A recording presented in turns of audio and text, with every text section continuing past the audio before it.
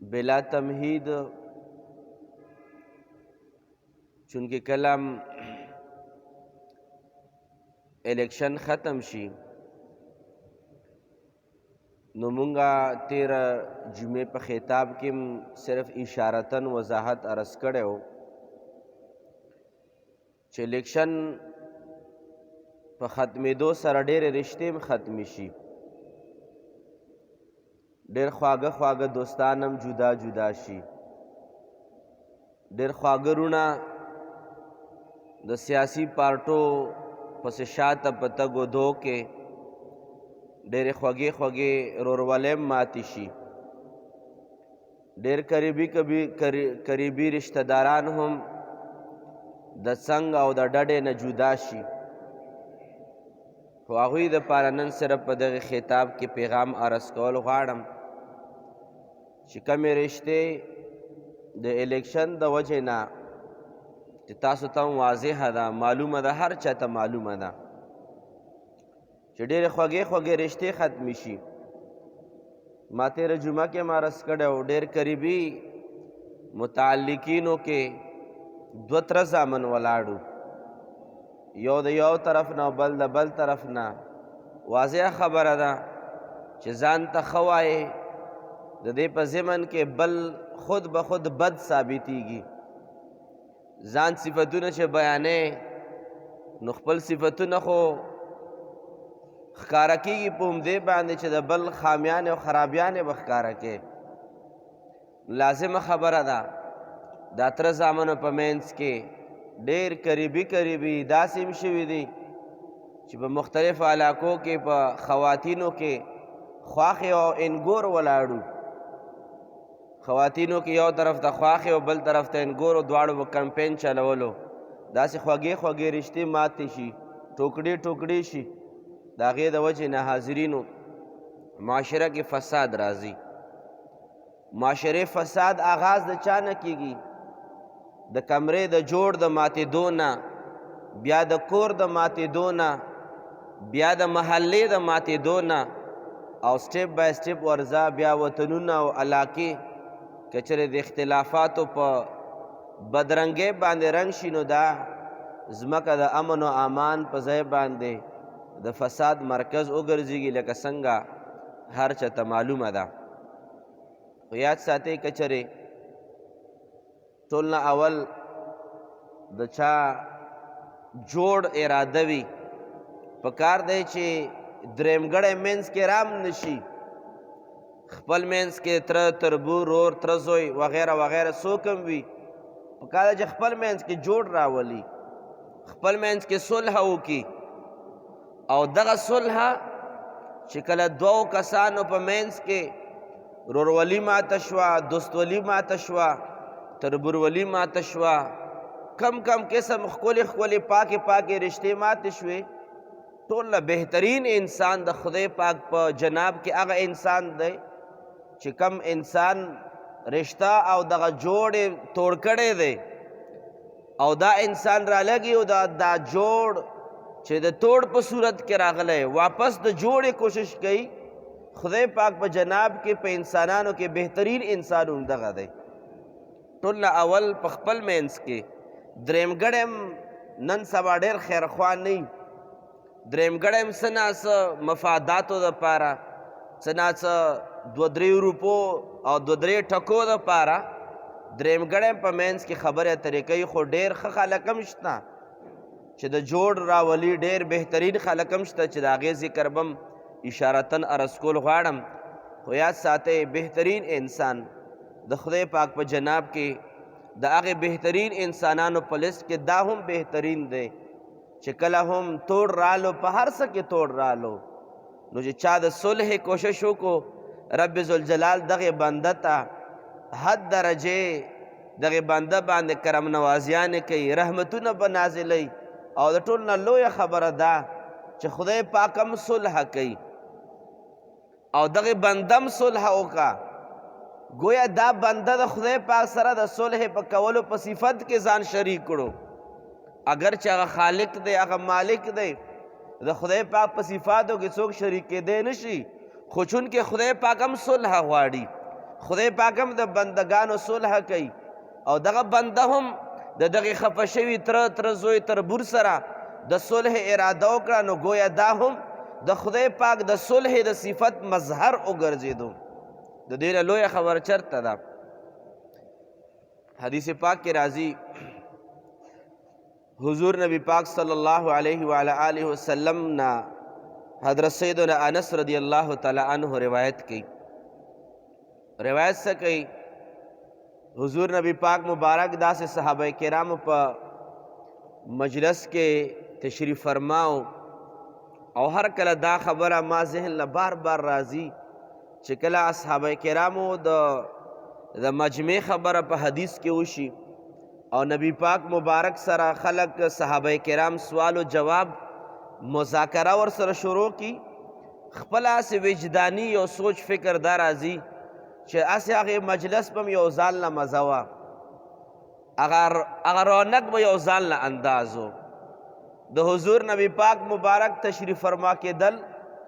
اصحاب کرام په چم گاوند کې ناستا او د نبی پاک مبارک په قدمونو کې ناستا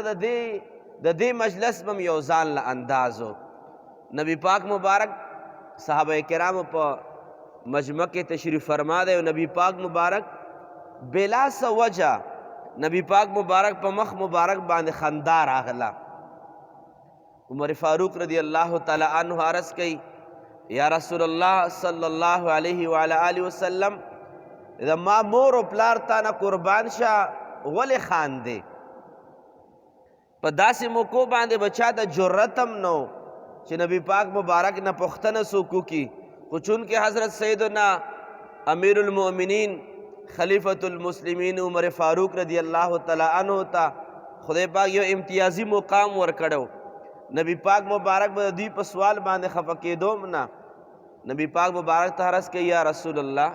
ما مور و پلار دستانا قربان شاہ. صحابہ کرامو اغا اندازم سخکل اندازو نبی پاک خان دی. صحابہ کرام عرض کہ یا رسول اللہ مور و پلار مدرنا قربان شاہ ولی خان دی. نبی پاک مبارک فرمائی چھ مالا دخپلو پا یو دو امتیانو باندے خندا رازی. کم امتیان یا رسول اللہ؟ نبی پاک فرمائی روز محشر باندے خالق کائنات پا حضور کے با زما یو دو امتیان حاضر شی او دواڑا با دا خدای پاک پا جناب کے زنگونان بے بزمکہ باندے لگولی او خدای پاک تا بے التجا کئی دا گوت بے دا سے ماتے کڑی زنگونان بے لگولی خدای پاک تا بے التجا کئی. رب ذوالجلال تا با دا دو امتیان عرض کئی پا دا دوار امتیانو کہ یو ظالم امتی دے یو مظلوم امتی دے. مظلوم امتی رب ذوالجلال پہ حضور کے عرض کئی رب کریمہ دا فلان کئی بندہ چھ اس جاڑی دا پا ما باندے ظلم کڑے دے اغی بخانے دا پارا جاڑی او زدی دا پارا سوال کم چھ رب کریمہ دا بندہ مالا بدلا واخلا. نبی پاک پا دا امتیانو باندے خان دی. حالانکہ دی وقت کی خو حالت باندې خفگان اثرات پکار دی بدن باندې خفگان اثرات خکارا کول پکار دی خو نبی پاک مبارک چھ خان دی او آخری نتیجے تا خان دی. نبی پاک صلی اللہ علیہ وآلہ وسلم ارشاد فرمائی صحاباو چھ کم مظلوم دے مدعی دے رب تا فرمائی رب کریمہ دغی بندہ ما باندے ظلم کڑے دے او زد تاسو تا خواست کوم چھ مالا بدلت واخلا او بدلہ خومدادا. بل حدیث پاک کے راضی چھ سوک دا بل انسان بدلا غستلو دا چانا غستلے کی گی دا دغ انسان نیکیانے با اغا چاہتا زی چھ چا سر ظلم کرے دے کبیائی نیکیانے ختم شوی دا ظالم نو بیا با او دا مظلومانو حقونا پادشن نو بیا مظلومانو گناہونا با دا ظالم پا نام اعمال کیا چولشی عرض کئی رب کریمہ دا دغ بندن مالا دا بدلا واخلا چھ دا نیکیان ما نام اعمال تراولا. نبی پاک مبارک ارشاد فرمائی چھ رب ذوالجلال ورطا فرمائی اے زما بندہ دا دخو یو نیکیم نا دا پاتے شوی چھ تالے راولو تولی تقسیم شوی خلقو مینس کے. رب ذوالجلال تارس کے رب کریمہ خزا زما گناہونا دا تا ٹرانسفر کا گناہونا مورتواڑا وا رب ذوالجلال ارشاد فرمائی چې بنده لږ صبر. په دې دوران کې نبی پاک فرمائی چې دغه بنده ته رب ذوالجلال فرمائی ای بنده په دغه سایډ باندې وګوره. چې کله په سایډ باندې وګوري دغه بنده مظلوم مدعی کله په سایډ باندې وګوري یو خار به وویني چې ټول به د سونې نه جوړ وي. په دغه ښار کې چې څومره محلات وي ټول به د ډایمنډز او د موتیانو او د هیرې نه جوړ وي او عجب عجب محلات به په نظر باندې راشي. رب ذوالجلال په جناب کې بارز کې رب کریمه دا د کم پیغمبرانو له دا محلات جوړ کړي دي، کم صدیقینو له دا محلات جوړ کړي دي، دا د کم شهداو له تا دا محلات جوړ کړي. رب ذوالجلال ته فرمایي بنده دا مو صدیقینو شهداو او دارنګې انبیاء کرام علما نه دي جوړ کړي. که دا مانه ته اغستل غواړې تا سره هم قیمت شته، تا سره هم قیمت شته. ته غواړې رب ذوالجلال طرز کې رب کریمه ولې نه غواړم؟ رب ذوالجلال ورته فرمایي چې تا سره قیمت دا دی چې دا کم بنده ما ته په زنګونونو باندې ولاړ دی، کم بنده ما ته سوال و زاری کوي د بخښنې دپاره. که چېرې دا بنده ته وبخې بیا یې زه هم بخم او قیمت یې هم دا دی چې ته دا وبخه زه به تاله دغه د سونې محلات درکم، دغه سونې بازار به درکم درله. ته دته معافي وکړه زه به تا ته معافي وکړم، ته دته معافي وکړه زه به تاله محلات درکم. چې کله دغه بنده مظلوم بنده هغه محلاتو باندې نظر شي هغه نیکیان هم هیرې کي چې نیکیان یې راکوي، هغه ګناهونه هم هیر کي چې ما ګناهونه وله ورکوي. رب ذوالجلال طرز کې مولا ما معاف کړو ما معاف کړو ما معاف کړو. رب ذوالجلال ورته ارشاد فرمایي چې بس چې تا معاف کړو تا دا معاف کړو ما معاف کړو دواړه لاړ شي جنت ته ور داخل شي. نبی پاک مبارک په دې حال باندې نبی پاک مبارک خندا کوله، راګیر اومداو دا ظالم جنت ته داخلېدو د دې د وجې نه چې ګناهونه یې خلکو کې تقسیم شول، ثوابونه یې په خلکو کې تقسیم شول، ګناهونه د خلکو ده ته راغلل، نور نه ثوابونه ورسره شته چې حقداران ته حق میلاو شي، خو دغې ګناه د وجې نه دی ګرفتار دی. رب کریم دومره کرم نوازي ده چې د بنده په معاف کېدو سره خدای پاک دغه بنده ته معافي ور نصیب کړه. رب ذوالجلال فرمایي ای بنده چې دواړه په زنګونانو راته ولاړې تم جنت ته داخل شه او تم جنت ته داخل شه. او نبی پاک مبارک اعلان فرمایلو اے صحابو الله نه ویریږئ، خپل منځ کې صلح وکئ. او نبی پاک ارشاد فرمایلو دا جمله د اورېدو قابله ده. نبی پاک فرمایل اے صحابو یو بلکې صلح وکئ او صلح ځکه وکئ چې خدای پاک هم د خپلو په بندګانو په منځ کې د قیامت په ورځ باندې به صلح کوي. خدای پاک هم صلح کوي. د دغې دواړو بندګانو صلح یې وکړه، هغه له جنتونه ورکړل، هغه ته انعامات ورکړل، بنده معافي وکړه، خدای پاک هم معافي وکړه. ځکه حضور نبی پاک مبارک فرمایي ای زما صحابو ای زما امتیانو صلح وکئ خپل منځ کې، کمی زیاتی راغلی صلح وکئ، عفو وکئ، درگذر وکئ. ځکه چې قیامت په ورځ باندې به رب ذوالجلال هم د بندگانو په منځ کې صلح کوي. اسې حدیث نه دا حدیث د امام احمد بن حنبل په خپل مسند شریف کې دا حدیث مبارک د انس رضی الله تعالی عنہ نه روایت کړی دی. د دې حدیث نم دا پته لګي چې کلم د چا په منځ کې صلح کوئ خپله 2-3 روپۍ لګوئ، په کم ځای کې وټ کټ راځي او 2-3 روپۍ خپل هم لګوئ. په صلح باندې پیسې مه اخلئ بلکې که وسم کېږي په صلح کې خپلې روپۍ لګوئ. خدای پاک وله محلات ورنکړل، خدای پاک وله د سونې بازار جوړ کړی نه دی. هغه محلاتو نه پته دا لګي چې څوک صلح کوي د بندگانو په منځ کې چې کوم صلح اجر و ثواب دی دا به د رب ذوالجلال نه غواړي. او که خپله 2-3 روپۍ چای پاڼي د چا په اجره کې را جمع کېږي، د چا بیټک کې را جمع کېږي او د تا باندې د چای او د کاوې خرچه راځي او د صلح غوندې عظیم نعمت ثواب تا ته ملاویږي. 2-3 روپۍ خرچ کا صلح وکړه ته بیا ګوره چې خدای پاک تعالی څنګه بدلې درکوي. ځکه چې رب ذوالجلال صلح کوونکی دی. ما عرض دا کولو دغه حدیث مبارک په تناظر کې چې کله داسې د الیکشن ورځ شپې تیرې شي حد درجه اختلافات وي خپل پاکي پاکي رشتې ماتې شي کامیاب دی هغه کس چې چا خپل لکه صلح کې وړاندېوالی وکړو اس یو بل حدیث مبارک ذهن لراغی حضور نبی پاک صلی الله علیه وعلى آله وسلم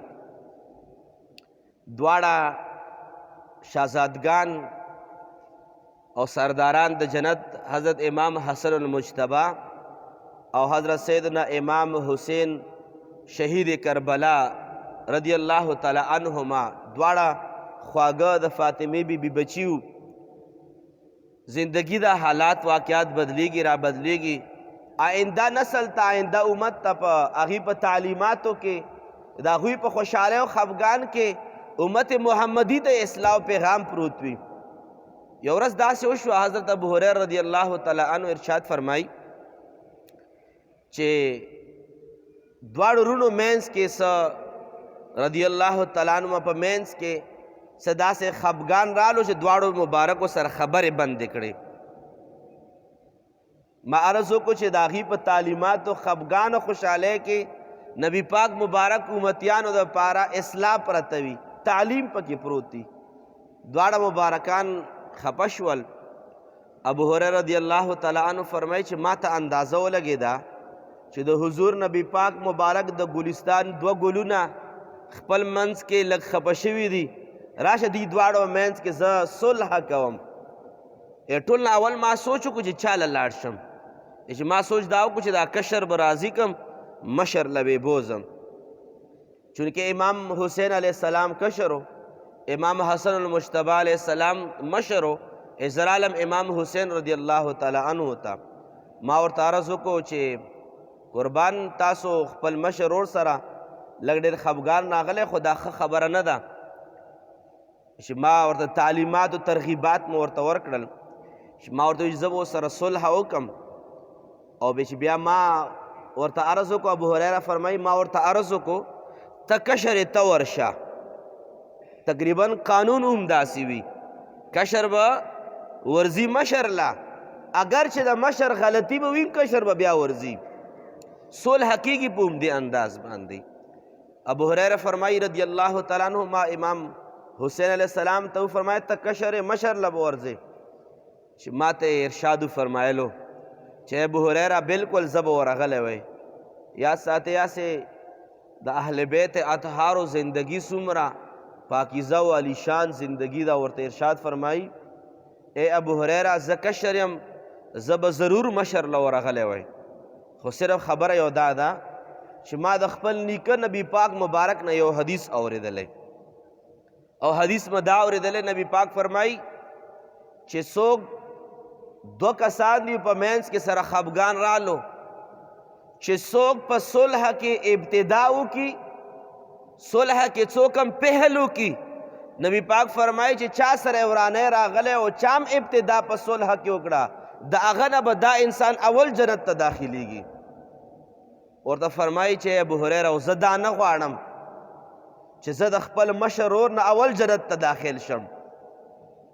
زه دا نه غواړم هغه زما مشر ورور دی هغه نبی پاک مبارک مشر نوسی دی هغه د حضرت علی شیر خدا مشر زوی دی هغه د فاطمة الزهرا مشر زوی دی رضوان الله علیهم اجمعین زه دا نه غواړم چې زه وله ورشم او زه پهل صلح کې وکړم نو زه به د بیا مشر ورور نه اول جنت ته داخلیږم زه دا نه غواړم چې زه د مشر ورور نه اول جنت ته داخل شم زه دا غواړم چې د ما مشر ورور اول جنت ته داخل شي هغه د پهل وکړي چې ثواب هغه ته میلاو شي ابو هریره رضی الله تعالی عنہ فرمایي زه لاړم امام حسن المجتبی رضی الله تعالی عنہ ته ورته عرض وکړو یا حسن رضی الله تعالی عنہ د ستاسو رور کشر رور سره د صلح خبرې روانې وي هغوی مبارک دا روایت فرمایلو چې ما د نبی پاک نه اورېدلی حضرت امام حسن المجتبی رضی الله تعالی فرمایي چې صدق اخي د ما رور رښتیا وویل نبی پاک هم دا فرمایلی دي چې څوک خفګان رالو چا په منځ کې او په خفګان کې ابتدا د صلح چا هم وکړه دا انسان به اول جنت ته داخلیږي امام حسن المجتبی رضی الله تعالی عنہ راوچت شو اور روان شو امام حسن المجتبی رضی الله تعالی عنہ کشر اور امام حسین علیہ السلام ته راغی، غاړه وله ورکړه، صلح یې وکړه او دا پیغام امت له ورکړو او نبی پاک مبارک فرمان علی شان امت ته پرېښودو چې چا په مینځ کې هم څه غلطي راله، چا په مینځ کې هم خفګان رالو، چا په مینځ کې هم څه خلجان راغلو او ابتدا په صلح کې چا وکړه، نبی پاک فرمایي ټول نه اول به دا انسان جنت ته داخلیږي. ځکه دې د وجې نه موږ ته د اسلافو د صحابه کرامو د اهل بیت اطهارو تعلیماتو هم دا پاتې دي. دغې موقع مناسبت سره ما دا عرض کولو، شاید چې زما په حاضرینو کې او شاید چې زما په مخاطبینو کې زما دا پیغام څوک اوري چا تره تربور سره په الیکشن کې ورانه راغله، لانجه کونجه راغله، پهل وکړه، په دې باندې ته بد نه ښکارې، په دې باندې ته کمزوری نه ښکارې، په دې باندې ته بېعزته نه ښکارې.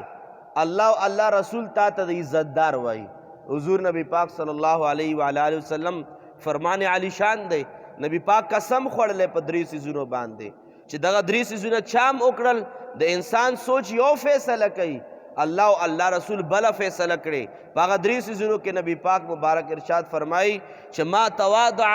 احد الا رفعه الله. مسلم حدیث مبارک د نبی پاک فرمایي چې کم یو انسان عاجزي وکړه او د چا نه معافي وغوښته چې زه خیر دی خفګان راغلی و الیکشن کې ووټونو کې کمی زیاتی او بل پسې ویلی شوي وو، زه تا نه معافي غواړم. نبی پاک فرمایي ما د رب په ذات باندې قسم وي چې کم انسان د یو بل نه معافي وغوښته د دغه انسان بېعزتي نه کېږي، الله فرمایي چې دغه انسان ته به زه عزت ور نصیب کوم. دا د عزت خبرې وي. یو خو پیغور دی چې بل به درته وایي چې خبرې هم تا پسې کړې او معافیان هم ته غواړې، تا ته یې داسې ویلي، اوس یې ورسره په کټ کې ورسره ناست دی، غټ بې غیرت دی، فلانکی ډینګلی. یاد ساتئ چې الله او الله رسول درته غیرتمند وایي، خلک درته وایي بې غیرته. الله او الله رسول درته عزتمند وایي، خلک درته وایي بې عزته. عزت ته الله پکار دی، عزت ته رسول الله پکار دی، غیرت ته الله پکار دی، غیرت ته رسول الله پکار دی صلی الله علیه و آله وسلم. غرض مده حاضرینو اختتام کې رب ذوالجلال خالق کائنات د کلام پاک نا ما آیات کریمه تلاوت کو. رب ذوالجلال ارشاد فرمائی خالق کائنات سورۃ النساء آیت نمبر 114 کې ارشاد فرمائی چې کم یو انسان صدقې باندې حکم وکړو، کم انسان په نیکۍ باندې حکم وکړو او کم یو انسان د دوو کسانو په منځ کې اصلاح وکړه د الله د رضا دپاره، الله به فرمایي اصلاح او صلح کوونکي ته به د رب ذوالجلال طرف نه څه ملاویږي؟ الله تبارک تعالی فرمایي فسوف نؤتیه اجرا عظیما. خدای پاک فرمایي اصلاح کوونکي ته، جرګیوال ته به خدای پاک فرمایي زه به اجر عظیم ور نصیب کوم. او حدیث پاک کې اجر عظیم چې کوم وضاحت راغلی دی، حضور نبی پاک صلی الله علیه و آله وسلم ارشاد فرمایي صحابه کرامو ته چې الا اخبرکم بافضل من درجة الصيام من درجة الصلاة والصيام والصدقه. اے صحابه کرامو آیا تاسو ته یو داسې عمل او نه ښیم چې منځونو نه هم ډېر ثواب دی، روژو نه هم ډېر ثواب دی، زکاتونو صدقو نه هم ډېر ثواب دی؟ قالو بلا یا رسول الله، اے د الله رسول داسې کم یو عمل دی چې مونځ ورته نه رسي، صدقه زکات روژې ورته نه رسي، هغه کم یو عمل دی؟ نبی پاک صلی الله علیه و آله وسلم ارشاد فرمایي اصلاح ذات البین، د دو کسانو په منځ کې چې د چا جوړ نه وي، د چا خفګان وي، د چا اختلاف وي، نبی پاک فرمایي د دوو کسانو په منځ کې جوړ راوستل د دې اجر او ثواب د مونځ نه هم زیات دی، د روژې نه هم زیات دی، د صدقې او د زکات نه هم زیات دی. ځکه رب ذوالجلال ارشاد فرمایي د چا د دوو کسانو په منځ کې جوړ راوستو دې ته به اجر عظیم ملاویږي. مونځ هم اجر لري، روژه هم اجر لري، زکات او صدقه هم اجر لري، خو د دې نه زیات اجر عظیم څه شی لري؟ نبی پاک فرمایي چې دا د دوو کسانو منځ کې جوړه کول دا اجر او ثواب لري. چې کم خلک په دغه فیلډ کې دي او په دغه کارونو کې مصروف دي، یو بل صلح، د یو بل جرګه، د یو بل روغه، د یو بل اصلاح، او خاص کر د ښځې او د خاوند په منځ کې روغه او اصلاح، رب ذوالجلال دې ته اجر عظیم وایي. دغه انسان له اجر عظیم ورکوي. او اجر عظیم د عظیم رب اجر چې کله عظیم شي بیا تاسو اندازه هم نشئ لګولی چې د عظیم رب عظیم اجر به څومره عظیم وي. په دنیا کې به هم درکوي، قبر کې به هم درکوي، آخرت کې به هم درکوي، ځکه چې اجر عظیم څه وړه پیمانه د خدای پاک نه ده. اجر عظیم دومره لویه پیمانه ده چې انسان د عقل نه د هغه پیمانې اندازه چې ده ماورا ده. رب ذوالجلال خالق کائنات د موږ ستاسو خپل منځ کې روغې نصیب کړي او دغه الیکشن او دغه ووټونو په منځ کې کوم یو بل سره اختلافات، د یو بل غیبتونه، د یو بل تهمتونه څه منځ کې راغلي دي، که چېرې مونږ واپس بیا جوړ راوستل غواړو نو یو بل نه معافي، د یو بل سره صلح. او اخري جمله په دې باندې عرض کول غواړم چې عمر فاروق رضی الله تعالی عنه چې کله دغې دنیا نه پرده فرما کېده او دې دنیا نه پرده کېدو چونکې جام شهادت په خنجر باندې لګېدلی و، خپل بچي م راغونډ کړل، خپله ښځه م راغونډ کړه او دا د ټول خطاب اخیری پیغام په دې جمله کې پروت دی. عمر فاروق رضی الله تعالی عنہ ورته فرمایي بچو زه خو معلومیږي دا زه روان یم دنیا نه، بچو تاسو ما باندې ډېر حق و، کیدای شي چې ما تاسو له خپل حق نه یي درکړی، بچو ما ته خپل حقوق معاف کړئ. ښځې مخامخ مخاطب کړه ورته فرمایي ای ښځې کیدای شي چې ما خپل ژوند کې د ستا کم حقوق ادایګي ما صحیح طریقې باندې نه وي ادا کړي، ای ښځې ته ما ته معافي کوه. چې کله ښځو او بچو د امیر المؤمنین رضی الله تعالی عنه د الفاظ واورېدل چې بچو ما ښځې مونږ ته معافي کوه، زه درنه روان یم، په ټولو حال باندې په سترګو کې اوښکې روانې شوې او د امیر المؤمنین رضی الله تعالی عنه جدایي د برداشت کېدو نه وه. بچو ورته فرمایي بابا جان مونږ تا ته هر څه معاف کړي دي، د ستا عدل و انصاف زناورو منلی دی، د ستا عدل و انصاف انسانانو منلی، د ستا عدل و انصاف کفارو منلی، د ستا عدل و انصاف ځمکې و اسمانونو منلی، د ستا عدل و انصاف په دریابونو کې مایانو منلی، د ستا عدل و انصاف سپو او زناورو منلی.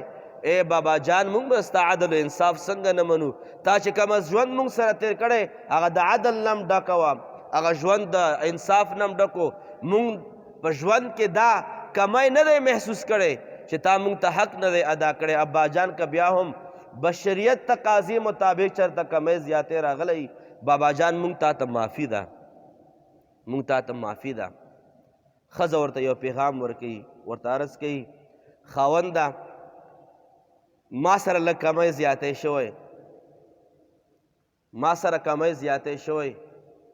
ورځې به د ستا په خلافت کې به دربار لګېدلی و امیر المؤمنین وي، ورځې هم د ماله ټیم نه یې راکړی او شپې د ماله ټیم ځکه نه یې راکړی چې کله به شپه شوه ته به د کور نه ووتې د یو کونډې رنډې کور ته به د غوږ نیو چې چېرته غم څه تکلیف څه مشکل خو به ورته نه وي راپېښ، د بل یتیمانانو په کور کې به ناست وې، د کونډو رنډو په کور کې به ناست وې، د مسکینانو ضعیفانو په کور دروازې مخې ته به ولاړ وې. ای خاونده ورځې دم ماله وخت نه یې راکړی، شپې به هم د انسانانو د انسانیت د ښېګړې دپاره به ګرځېدې، نه د شپې ماله وخت راکړی و نه د راله ورځې وخت راکړی و. د یوه ګیله مه درنه په زړه کې دا خو ای امیر المؤمنین خدای پاک په تا باندې ګواه ده چې ته عادل بادشاه یې، ځمکې اسمانونه په تا باندې ګواه دي چې ته عادل بادشاه یې، چې کم لږ کمی زیاتې ما په زړه کې راځي ای خاونده ما طرف نه تا ته معافي ده. هغه امیر المؤمنین چې دغې دنیا نه ځي صلح کوي، د چا سره صلح کوي؟ خپلې ښځې سره، خپلو بچو سره صلح کوي، هغه نه بعد د دغې دنیا نه ځي. ولې عمر فاروق رضی الله تعالی عنہ ته دا پته وه، حدیث پاک د مشکات نبی پاک فرمایي قیامت په ورځ باندې به چې کم زناور به واپس را پیدا شي، زناورو سره سوال و کتاب نشته، حساب و کتاب و سر نشته، خو د زناورو نه به یو سوال کیږي و هغه دا چې کم ښکراور زناور بل بهښکراور زناور لا په سر باندې وهل ورکړي دي، خدای پاک به فرمایي ای بهښکراورو زناورو چې چا در سره په دنیا کې ښکراورو زناورو